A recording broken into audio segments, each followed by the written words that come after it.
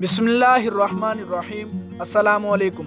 محمود غزنوی کے زمانے میں غزنی کے ایک قاضی کے پاس اس کے ایک دوست تاجر نے اشرفیوں کی ایک تھیلی بطور امانت رکھوائی اور خود کاروبار کے لیے دوسرے ملک چلا گیا۔ واپسی پر اس نے قاضی سے اپنی تھیلی واپس مانگی، جو اس نے واپس کر دی۔ تاجر تسلی کر کے تھیلی لے گیا۔ گھر جا کر اس نے تھیلی کھولی تو اشرفیوں کی بجائے اس میں تانبے کے سکے تھے۔ اس نے قاضی کے پاس آ کر کہا، اس میں جو اشرفیاں تھیں وہ کہاں گئیں؟ قاضی نے جواب دیا، بھائی جس طرح تم بند تھیلی دے گئے تھے میں نے اسی طرح تمہارے حوالے کر دی۔ اب مجھے کیا معلوم کہ اس میں اشرفیاں تھیں یا تانبے کے سکے؟ تاجر فریاد لے کر سلطان محمود غزنوی کے پاس گیا اور سارا واقعہ سلطان کو سنا دیا۔ سلطان سمجھ گیا کہ تاجر سچ کہتا ہے، لیکن اس کا کوئی جواب نہ تھا کہ بند تھیلی میں اشرفیوں کی بجائے تانبے کے سکے کیسے چلے گئے۔ سلطان نے کہا کہ تم یہ تھیلی میرے پاس رہنے دو اور انصاف کرنے کا کوئی طریقہ سوچنے کے لیے مجھے کچھ دن کا وقت دو۔ تاجر نے وہ تھیلی سلطان کے حوالے کی اور خود چلا گیا۔ سلطان نے کچھ دیر اور پھر اپنے خنجر سے اس قالین کو ایک طرف سے کاٹ دیا جو تخت پر بچھا ہوا تھا، اور اس کے فوراً بعد حکم دیا کہ ہم شکار کو جائیں گے۔ چنانچہ سلطان سفر پر روانہ ہو گیا۔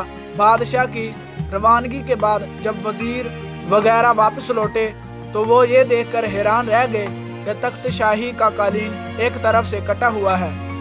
سب سوچنے لگے کہ اب کیا کیا جائے۔ شکار سے واپسی پر 3 دن کے بعد جب سلطان کو یہ پتہ چلے گا کہ قالین کٹ گیا ہے تو خدا جانے کس کس کی شامت آئے۔ وہ یہ بات سوچ ہی رہے تھے کہ ان میں سے ایک بول اٹھا، ارے یار کیوں فکر کرتے ہو؟ احمد رفوگر کو بلا لو، وہ اس کو ایسا بنا دے گا بادشاہ کے فرشتوں کو بھی خبر نہ ہوگی کہ کبھی قالین کٹا تھا۔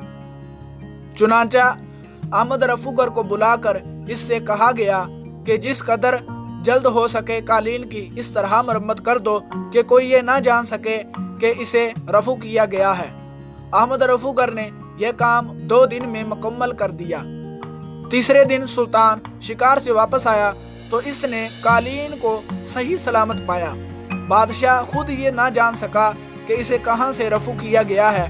سلطان نے اپنے وزیروں سے کہا کہ یہ قالین کاٹ کر مرمت کرایا گیا ہے۔ وزیروں نے قسمیں کھائیں کہ عالی جاہ ایسا نہیں ہوا۔ اس پر سلطان نے کہا کہ میں نے خود اس قالین کو کاٹا تھا، بتایا جائے کہ کس نے اسے رفو کیا ہے۔ بادشاہ کو بتایا گیا کہ یہ کام احمد رفوگر نے کیا ہے۔ سلطان نے احمد کو بلایا اور وہ تھیلی دکھا کر کہا، دیکھو کہیں یہ تھیلی تو تمہارے پاس رفو کے لیے نہیں آئی تھی؟ پہلے تو احمد نے انکار کیا، مگر جب سلطان نے سختی سے پوچھا تو اس نے کہا، جی ہاں یہ تھیلی فلاں قاضی صاحب میرے پاس لائے تھے جسے میں نے رفو کر دیا تھا۔